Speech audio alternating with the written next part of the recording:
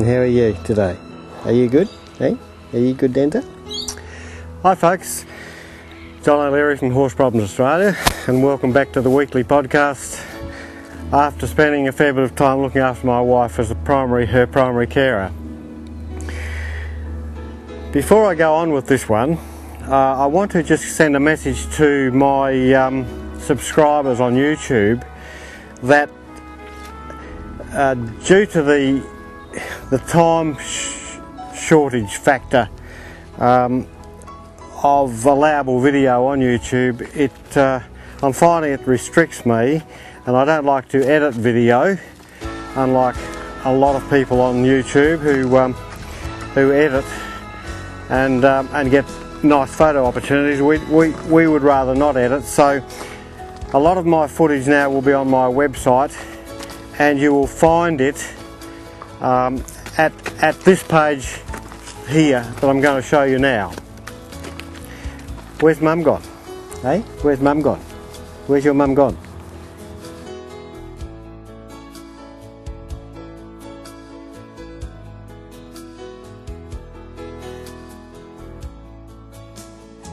Mother's gone.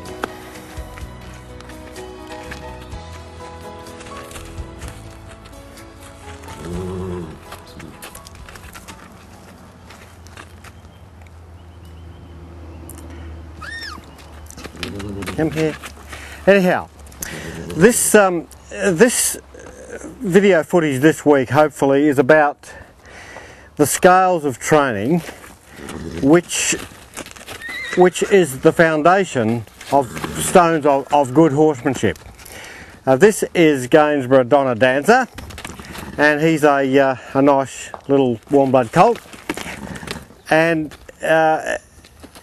his mummy's calling him and he hasn't come, so mummy's coming back, which is very, very good. He is halter broken, as you can see. He's about 4 weeks old. He ties up. He has his feet done, and if you don't do their feet at this age, they grow crooked legs, and then the stallion gets blamed rather than the owner. And I find that the majority of young foals, young stock, don't get handled until at least weaned or older, and I disagree with that completely, because it puts young horses through far more trauma and far more danger in their life. And as Dr. William Miller says in his recent book, Natural Horsemanship Explained, the optimum learning period and time for a young horse is when they're a foal. That's when you can teach them the most and the quickest, just like human children, who I see plenty of 3-year-olds out there with their mum and dad wrapped around their little finger like you wouldn't believe. So at this age you can teach them the most, so I advise get stuck right into them and basically virtually break them in, other than ride them and mount them. Now, back to the subject, which is about the scales of training. With everything that most horsemen on this planet operate with, it's on a scale of 0 to 10, with everything we do. 0 being to lead this young foal on a loopy rope with no pull at all, we'll call that 0. And 10, whereby he will be pulling back to the absolute maximum and trying to drag us off our feet. Now, even with natural horsemanship, the 7 games of Uncle Pat, the scale of 0 to 10 he teaches, and completely correctly. But I want to talk to you about how you should use that scale of 0 to 10. Where the amateur goes wrong is that, and especially when the amateur is trying to learn the 7 games of Pat Pirelli, they forget to start at 0 every time they do something. They will take hold of the horse's head at a 4 or a 5 each time and forget 0.5, 1, 2, 3, 4. and therefore they miss all of the lightness that exists down in the 0 to 5 scale. If you start at a 5, you can only ever get a 5.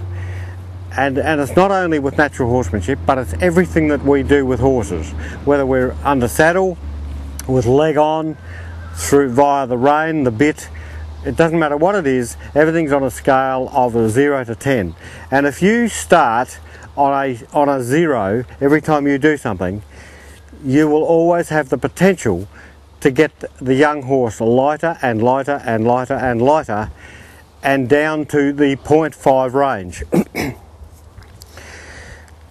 Even if the horse is the heaviest horse around, or the most ignorant, or the biggest fighter, even if it's up at a 10, we should still start at a 0, because even the 10 horse can never come down if we start at a 9 or 10 on a 10 horse every time. Now, do you understand that? I hope so. So we're going to try and attempt to change that, and I'm going to try and set up young Danza to whereby he says no, and we're going to take his halter breaking a step further today, aren't we, Mr. Cocky Boy? Aren't you? Hey, are you Mr. Cocky Boy? Yes, you are. Now, he's recently been refusing to come up on this cement step here for his mummy, and unfortunately I did a bit with him the other night, and so I can't give you a video opportunity other than getting him to look light. But the other night he was on a 10 and he was spinning his wheels here, and he was attempting to drag me backwards, and we persevered on the 0. Good girl, she's a good girl, and we got him up to, are you coming too? Are you coming on a 0 as well, Jazz? Come here. So we'll pick up the rope gradually, and because we didn't go to a 5 or a 6, he ended up down on a 0.51 with his lightness in the halter. Now I'm going to adjourn and find something that he is more frightened of, and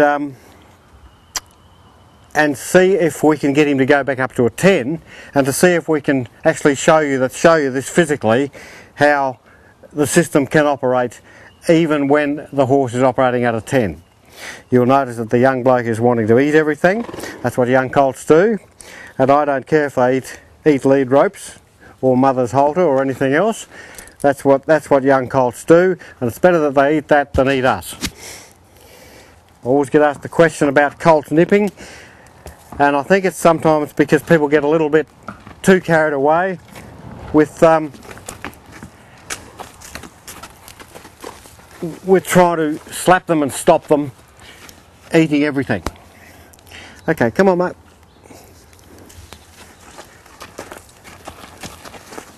Walk on.